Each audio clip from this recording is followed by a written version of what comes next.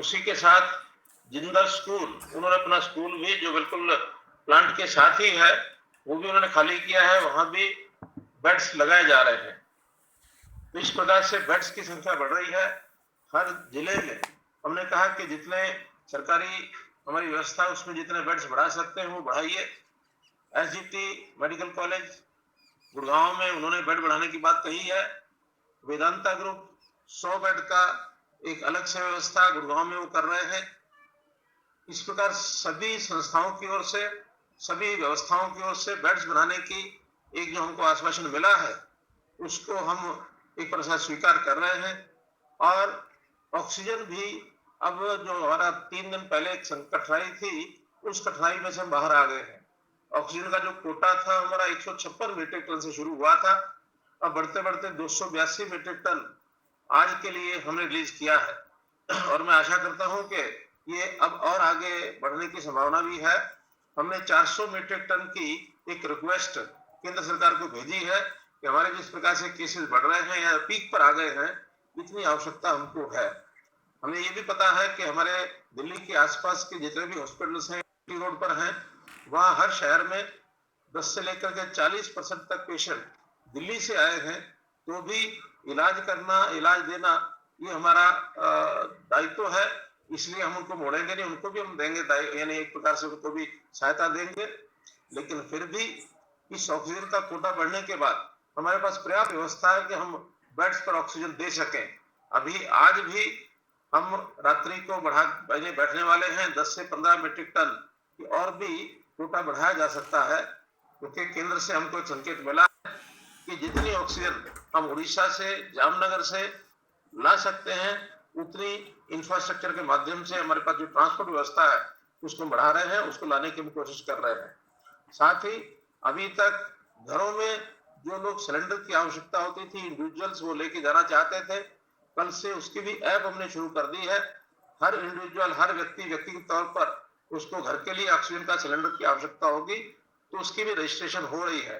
लगभग 1000 ऐसे व्यक्तिगत तौर पर सिलेंडर्स की मांग आ चुकी है और अभी बढ़ने वाली है।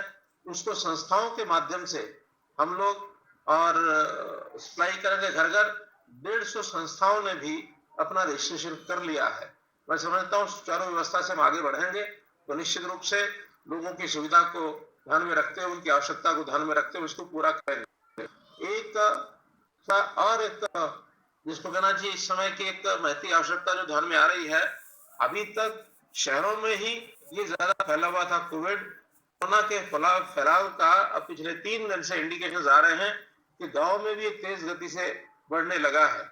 अभी तक ग्रामीण क्षेत्र का जो पेशेंट था, कुल रोगी थे 1/3 गांव से आते थे, 2/3 शहरों से थे, लेकिन अब ग्रामीण क्षेत्र की अंदर भी ये फैलने लगा है। इसके लिए भी हमारे हेल्थ डिपार्टमेंट ने नेशनल हेल्थ मिशन और आंगनवाड़ी, आशा वर्कर, आयुष, सभी विभागों ने, एजुकेशन डिपार्टमेंट और ग्रामीण जो हमारा विकास का विभाग है, सब विभागों ने मिलकर के टीमें बनाने का तय किया है कि हम गांव-गांव में टीमें भेजेंगे और वहां पर प्रारंभिक जांच है पहले उसको करेंगे। जो प्रारंभिक आवश्यक दवाइयां हैं वो उनको बांटी जाएंगी। उसमें जो कोविड के पेशेंट संभावित होंगे, चाहे वो मॉडरेट है और चाहे वो सीवियर हैं, ऐसे जो पेशेंट्स को वहां से ला करके हम अस्पतालों में दाखिल कराएंगे। सीएचसी को मजबूत करने का काम भी ये हमने विचार कर लिया है।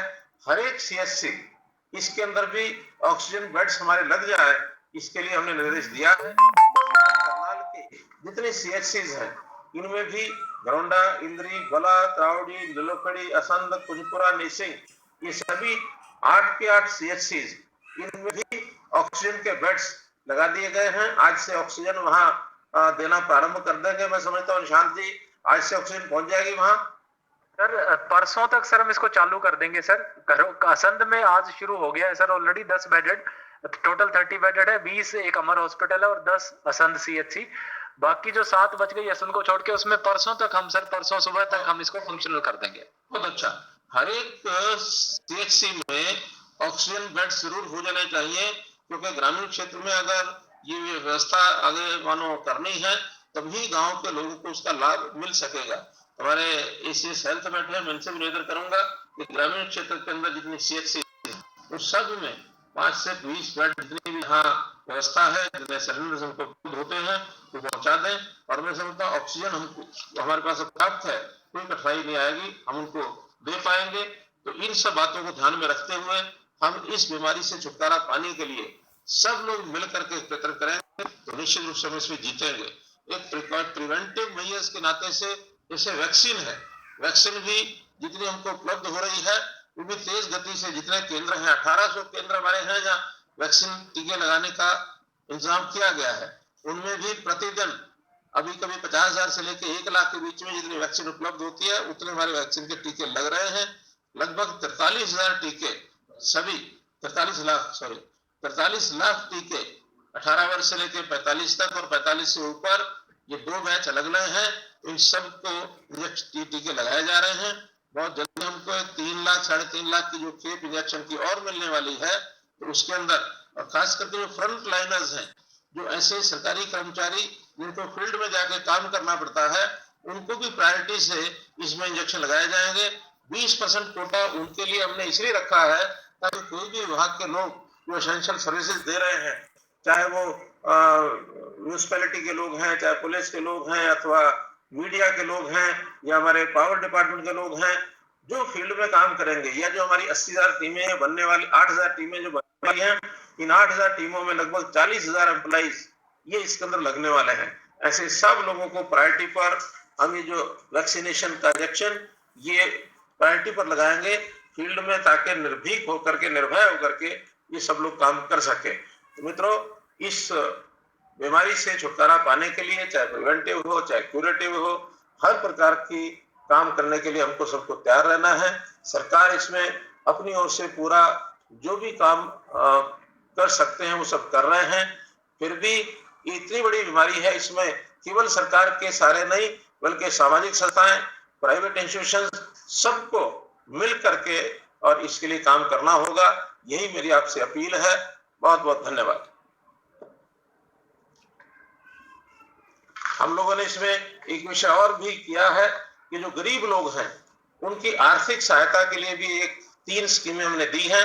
एक तो वो लोग जो हॉस्पिटल में, न सरकारी में न प्राइवेट में एडमिशन नहीं आ रहे हैं, घर पर रह करके होम आइसोलेशन में दवाइयां ले रहे हैं या फिजिशियन का जो सलाह ले रहे हैं, कंसल्टेशन ले रहे हैं, ऐसे लोगों को एक मुश्त 5,000 रुपया के लोग उनको दिया जाएगा।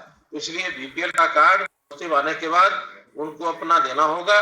वैसे तो हमारे पास सारा रिकॉर्ड है पॉजिटिव आने वालों का भी और बीपीएल का भी, और उसमें से जो हॉस्पिटल में जाकर के एडमिशन लेंगे उनके लिए भी 5,000 रुपया प्रति बेड प्रति दिन, यानी एक पेशेंट एक दिन का 5,000 रुपया 7 दिन तक उनको सहायता की जाएगी बीपीएल लोगों को। और जो अस्पताल हरियाणा के लोगों को जितनों को एडमिशन देंगे उनको हर पेशेंट के लिए 1,000 रुपया प्रति बेड 7 दिन तक